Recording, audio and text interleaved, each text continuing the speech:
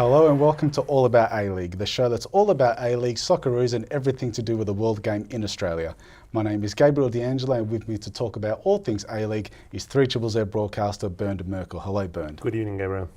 And from Neos Cosmos, journalist Alex Anifentis. Hello Alex. Hey Gabriel. It was a tight and tense grand final over at Optus Stadium between Perth Glory and Sydney FC in front of an A-League record crowd of 56,371 fans. It was a 0-0 draw during the 90 minutes and extra time, and once again we had to go into penalties.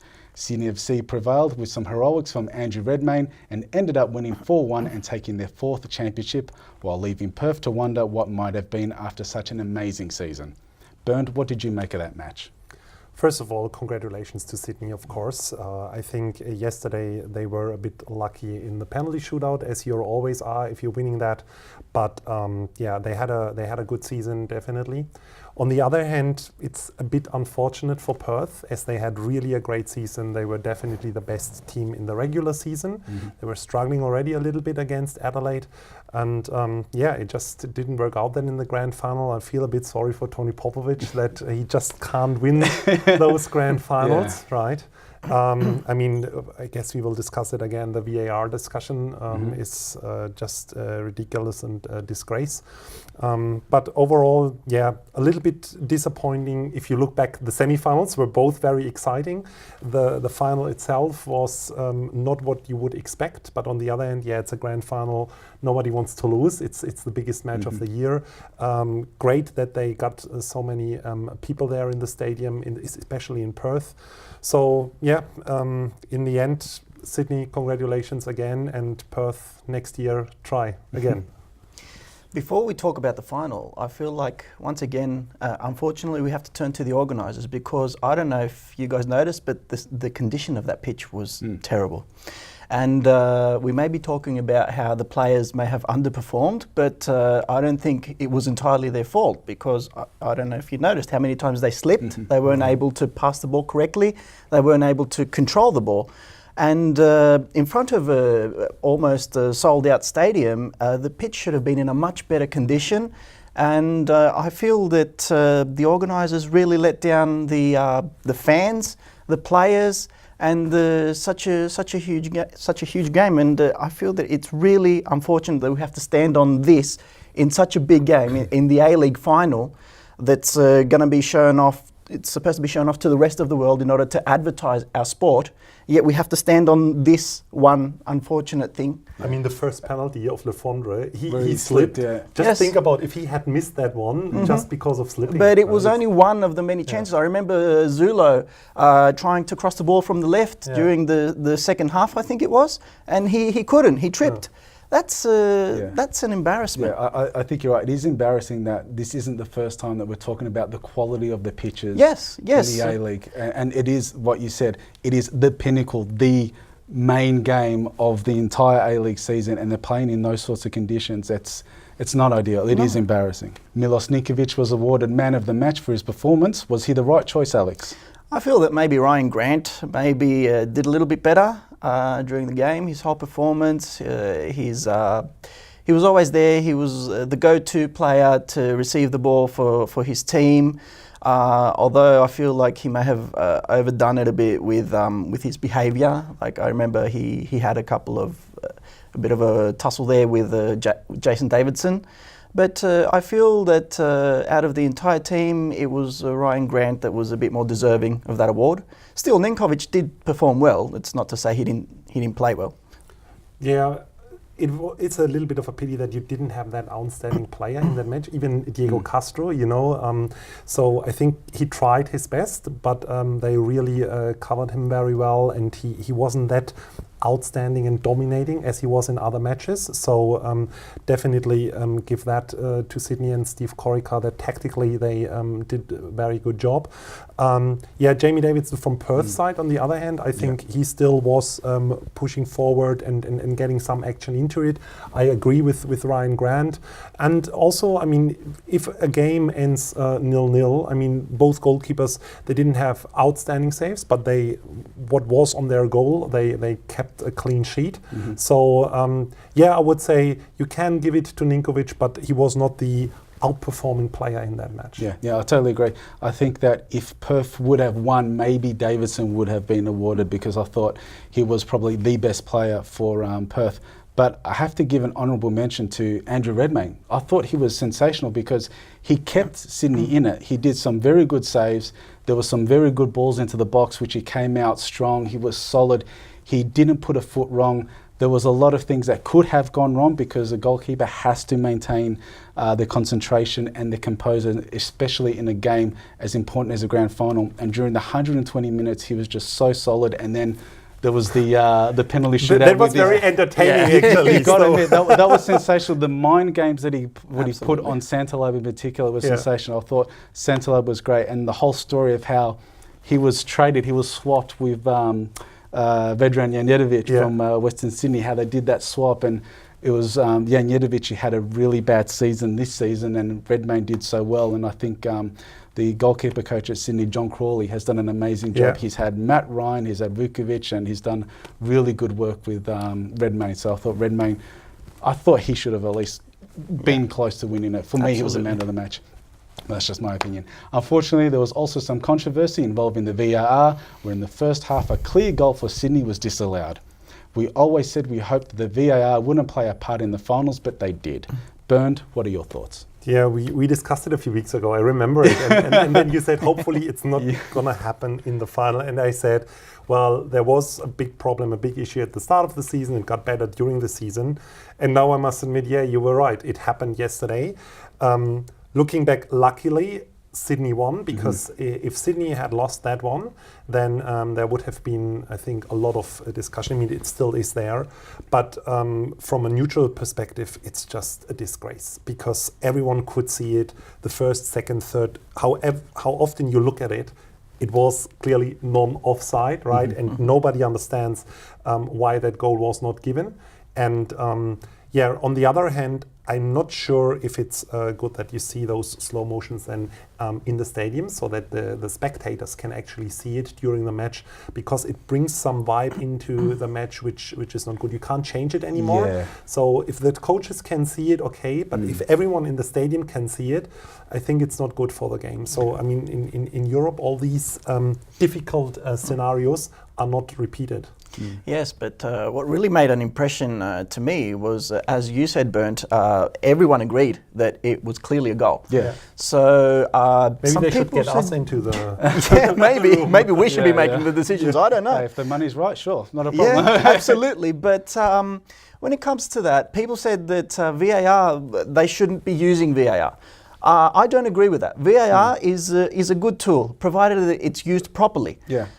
We've seen it used in the Champions League, and in very difficult decisions, the VAR was applied and no one had any reason to argue.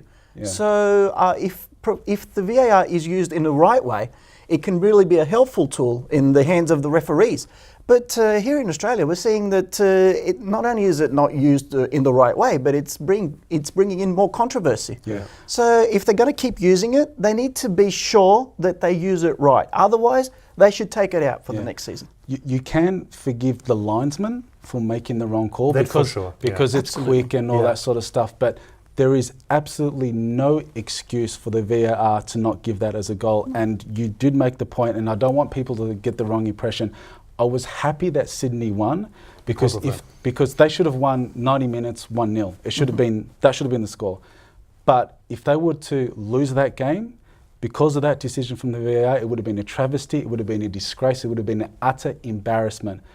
You're right in saying that the VAR, used properly, it can be an effective tool, because that's what it's supposed to be for. That should have been a goal. That was an embarrassment, and thankfully, the footballing gods smiled on Sydney and justice was prevailed. But however, going more into that first half, I don't feel that Sydney had that one chance, but I don't feel that they were justified to go into the dressing rooms with a lead. Yeah, but they still scored. You can create as many chances or none as you want, but if you score, you score. And they scored. They should have been 1-0 ahead, and they should have won 1-0. Shouldn't have gone into penalties. My suggestion would be just get rid of the VAR. Also, when it comes to offside, we have existed without that for ages. Yeah. It just makes then things easier because then you can say, okay, the ref hasn't said that, but if the official doesn't see that in that video room. Yeah, well look, if the VAR is going to be here to stay, which I think it will, at least use it properly. With all the cameras, with all the screens they have, and they missed that glaring mistake, no excuse for that. That's just ridiculous.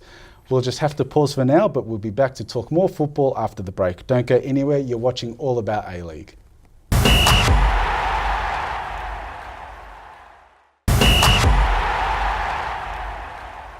Welcome back to the second half of the show. You're watching All About A-League. The season is over with Sydney FC champions of the A-League for season 2018-19. This season we say goodbye to Matt Mackay, Alex Brosk, Carl Valeri, Mark Bridge, Bruce Jitte, Eugene Kalikovic and Brendan Santalab. And next season we'll be saying hello to Western United and later to MacArthur FC. There have been many highs and lows during the season, and right now Bern and Alex will go through some of our best of the season. We'll start with the best player. Who for you, Bern, was the best player of the season? Yeah, we had a few really, really good players, but in my opinion, you have to differentiate the single performance and how the team performed. So on the one hand, you can say, yeah, Diego Castro, for example, won an award for best player of the season. But for me, it was Roy Krishna, because he was always there, but this season he really outperformed it. Yes. And also in a team, with all respect, that's definitely not one of the top teams. So Wellington had a very good season, but to score 18 goals with that team and then also to win the Golden Boot, I must say all the respect. And for me, that's why he deserves that title. Well, I don't know if the player I'm going to mention was the best player of the league, but it was definitely great to see him in the Australian stadiums to perform. I'm talking about Ola Toivonen, of course. A player of his quality is rare in Australia, and it was nice to have him. It was a nice change of pace to see a player of his experience to perform in the A-League. Hopefully he sticks around for a couple more seasons and we get to enjoy his performances. Yeah. But wouldn't you say that he outperformed? I mean, regarding his quality, no question, probably with Honda the best player should be, but he was not as outstanding and dominating as I would have hoped for. Well, you have to take into consideration the support he had from his teammates. I don't really think that was so consistent. But also, I don't think he really did that badly. He scored 15 goals. No, he didn't badly, but from someone like him... He could have done better. Yeah. He could have absolutely done better. With the service and the people around him, if he had better players around him, he'd probably even do much better. We're talking about a player who's scored, I think, over 30 goals in one season in the Netherlands. So, yeah, absolutely. He could have done better, but had he had more support, had the season gone better for victory as well, yes, we could have seen more. But I think it was just those... simple moments of quality where we saw some nice assists and some nice goals, like the one in the playoffs against the Phoenix. That's a memorable. Yeah, no, players like that, they just add a touch of class to the A-League, and it's fantastic. And you're right about Krishna. 4 goals last season, 18 this season is fantastic. And I think Sarpreet Singh, he sort of flies under the radar a little bit. I think he's a fantastic young player. I wish he was Australian, that's all. It would have been, can you imagine a team of Socceroos of him and Economides and Arzani? That would have been so, so good. Definitely. But, so who do you think was the best local player of the season, Alex? Well, there were many that showed up, but I'm going to have to go with Craig Goodwin, because I felt he was the most consistent. He was always there for Adelaide United. He was always their top performer. And he also did well in the FFA Cup. Let's not forget that United won the trophy this season. So, yeah, he scored quite a few goals, but he was always there to support the team with assists as well when necessary. Yeah, he was an all-rounder. And he's also been chosen into the Socceroos recently. So, and well deserved too. Well, I thought... I agree that he had a good season, but he had also his ups and downs, and it was, in my opinion, obvious that that Adelaide performed well when he performed very well, and vice versa. But regarding other players, Ryan Grant, I think, is now up there. What he did as a right back, no doubt about, a very good season. On the other hand, left back Jamie Davison from Perth. Absolutely. And of course, we have to mention Chris Economidis, right? Absolutely. I mean, there was a reason why he got the best young player of the season award. So those were the ones that were outstanding for me. No, I totally agree with you. I thought Economidis, not only was he one of the best young Australian prospects in the A-League, but he was probably the best performing player for the Socceroos at the Asian Cup. Yeah, true. For me, I thought it was just sensational. And Ryan Grant, his performance for the Socceroos at the Asian Cup was also extremely good. And you're right about Craig Goodwin. I do like Craig Goodwin a lot. I think he's a tremendous and a talented player, but he does sort of have his moments, and he does sort of, ebbs and flows in terms of his performance. But I would like to see him play overseas. And I have to mention goalkeepers. I thought Paul Izzo, he's a sensational goalkeeper, especially seeing as he's playing with a team where the defence is not so strong, and he kept them in it for the long period of the season. And Lawrence Thomas, Victory fans, forget about the first goal against Sydney. That was just one mistake of many excellent games that he's had. He basically single-handedly won the grand final last season. So Lawrence Thomas, he should play overseas, and he should play for the Socceroos one day.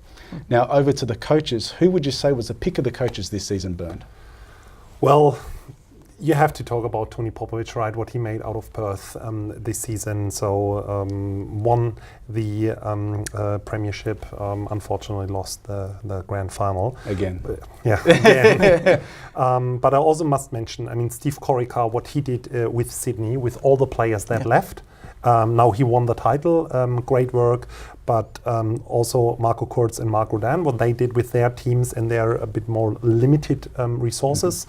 So that would have been my ranking. Well, I don't think Bernd left anything unmentioned at this point. Warren Joyce? No. Kevin Muscat? No. But I definitely would have chosen Mark Rudan because he was kind of a standout. He showed up immediately at Wellington, and all of a sudden the team just started going up. Yeah. So yes, definitely, I like to see where he's going to go next season. He hasn't officially been announced yet. I think we're keeping it under wraps. I think we know as of yet. Yeah. So not far from us, actually. Yeah, just around the corner. But definitely, it'll definitely be interesting to see his next work. Also, Marco Kurz, I agree with Bernd. He did an excellent job. Surprisingly, from the moment that it was announced that he would not be continuing at Adelaide United, and from then on, his team started doing even better. I don't know what psychological tricks he did there, but it worked in their favour. So I would love to see him in the A-League next season. Absolutely, Well, I hope he stays. There's a vacancy at Melbourne Victory, I hear. And another one, Melbourne City. And another one in City. Melbourne City. So definitely, I hope these two coaches are in the A-League the next season because I feel they have a lot to give. Yeah, totally agree. And I do agree with your assessment on Mark Rudan. Mark Rudan, more than all the other coaches, inherited an absolute basket case. Wellington have been an absolute basket case for a long time, and I have to tell you, like myself and many other fans, we couldn't wait to see the back of Wellington Phoenix. Just get the FFA to get their license and hand it to Tasmania, Canberra, Frankston, whoever, but just to get rid of Wellington Phoenix. But what he has done for that club, he has made them such a breath of fresh air, so enjoyable to watch, so good, and it's a real shame that they went out the way they did against Melbourne Victory. I would have liked to see them put more of a fight, but I thought Mark Rudan, out of all the good coaches there were, I thought Mark Rudan, with what he had inherited in particular, I thought he'd done the most. It's a testament of the MPL, of the quality of the MPL coaches. Hopefully we can see more of them in the future. Yeah, in the A-League. absolutely. And finally, who do you think was the find of the season? That one player that came out of nowhere that impressed you the most, Alex? Well, a player that shows a lot of promise for the future, in my opinion, is Ramin Najareen from Melbourne City. I saw his quality, especially in the closing matches of the season, and he shows a lot of promise for the future, a lot of potential. He could hopefully make a career for himself like Daniel Alzani he could go to Europe, and he could really help the Socceroos, I feel. Yeah. Mine is Wenzel Halls from Brisbane. He came in quite late during the season, but I hope that with Robbie Fowler now as a coach, he can make the next step and increase that and keep that performance. I think he had a few very good games. Of course, not over the whole season, but it looks promising. The other one, Elvis Kamsoba from Melbourne Victory, he just missed that goal that he really deserved. It was getting closer and closer. Also, as a player who just came from the NPL, I think that's also promising for the players in these leagues, that they see, hey, they did it, or he did it, so it is possible, and I can keep going, so that you don't have the international marquees coming up. And Economidis, I mean, we mentioned him a few times, but it was also, he had this international experience, but then come back and perform on that level. So that's my... Yeah, absolutely. Like what we said it last week, when it comes to Mark Rudin and Kamsoba, that there is some extremely good talent in the NPL if these clubs actually go and find them, whether they be coaches, whether they be players. I really enjoyed Kamsoba, and you're right, there's that little bit missing in his game. And Nanjarine, I really enjoyed the way he plays, but playing the way he did with a coach like Warren Joyce, the most anti-football coach there is, the pioneer of the 10-0-0 formation, can just imagine how we'll go if he had a much better or much more attacking coach. But if he had more freedom. More freedom, more attacking options too. Thanks, boys. Some interesting points raised. We'll just have to take a quick break, but we'll be back with more on All About A-League.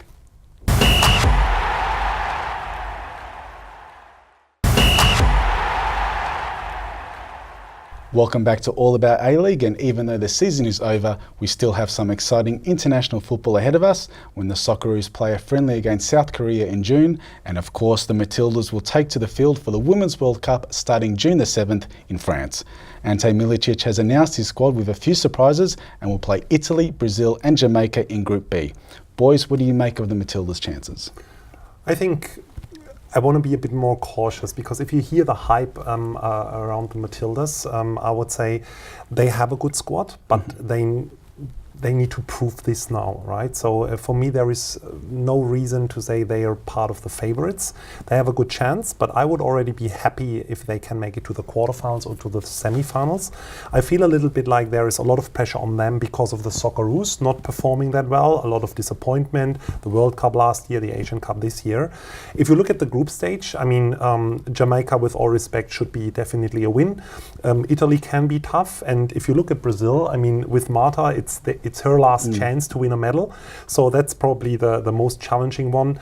And again, you have the USA there, Germany, England, so a lot of big names.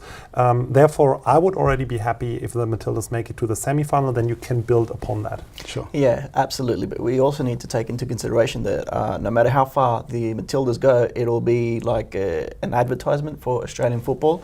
And at the moment, we're trying to, there's an effort on the FFA's part in order to get the World Cup, the 2023 World Cup, to bring it to Australia. So it'll be it'll help our chances. I think that if the Australian team goes to the quarterfinals or the semi-finals, it'll help our chances. And also, there's a lot of good buzz recently. Seeing as the federal elections were won by the government, and there's going to be a new base for the Matildas here in Melbourne. That's also a good sign. So yeah, I feel that the more they do at the World Cup, the more of an advertisement it'll be for women's football here in Australia, and the more chances we'll have. Yeah, just on your point, Bert, I see where you're coming from being so cautious, but I do believe that there is some merit to the hypes, shall we say, or the favoritism towards the Matildas, because they did beat the United States a few times. They did beat Brazil a few times. They were excellent in the Algarve tournament in Portugal. They won the Cup of Nations. They've done really, really well. They deserve more the hype that they get for this World Cup than what the Socceroos got during the Asian Cup. The Asian Cup, when the Socceroos went in, they didn't deserve the hype that they were getting. But in the Matildas' case, I really do believe that they've earned it and they deserved it. But just on women's football in general, I remember being a little kid and watching my sister play in the mid to late 90s. And some of the teams like Bulleen, South Melbourne, Heidelberg, some really good teams were starting to take women's football seriously. And to fast forward to today and see the national women's football team be one of the favourites for a World Cup, I think it's It's sensational. Maybe where I'm coming from also is the history in Germany, the World Cup 2011, because the German women team was always very good, but that was really the first time where they were hyped. There was a lot of pressure on it. Of course, it was they were hosting the World Cup, so also a lot of expectations. So Australia now is playing away, in France, so it's not prime time. It's a bit different, but that's why I think don't put too much pressure on them. It would be already good to have them at the quarter or semi-final. I also get where you're coming from, but I would be happy with that, and also with the World Cup and 2023. But also Germany's Germany. I know. You're a footballing nation. Australia isn't. So it's good to have whether it be the women's or the men's, it doesn't matter. Any of our footballing teams, any of our representatives, being a favourite, or at least being close to the favourites, where there's a genuine possibility that they actually can win.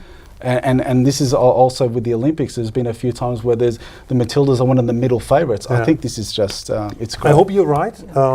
I'm not saying they're going to win, but I'm just saying I hope they go far just for what you mentioned, Alex. And we need it. And sport needs it here in Australia. The sport needs it. And the more we can promote and the more promotion it gets here in Australia, the better. And the more funding too, that will be really good. Absolutely. Imagine what they could do with the funding. If they don't have funding, and if they did have the funding. Well, as we said, thanks to the elections, they're going to get that funding. That's a good first step. And he has a good mixture of the squad, I think. So leaving out a few older players, getting some fresh blood in, I think that's also promising. You always have these maybe 2-3 not so popular decisions. So that was definitely a good choice in my opinion. So let's keep our fingers crossed and get up in the middle of the night. Well, exactly. Hopefully they do well. All the best for the Matildas in France. That's all for this season's edition of All About A-League. I hope you enjoyed it. Thank you to Bern and Alex. Thank you, boys. Thanks, Gabriel. It was a pleasure. Thanks, Gabriel. We'd like to thank all our guests that have taken time out of their busy schedules to appear on our program. And a big thank you to everyone that watched the show and liked us on Facebook. Thank you for your support. We'd also like to thank the NENBC, and congratulations to our director, Santina Catella, for a job well done. I'm Gabriel D'Angelo. Thank you for watching. Congratulations to Sydney FC and good luck to the Matildas. Hope to catch you next season. Bye for now.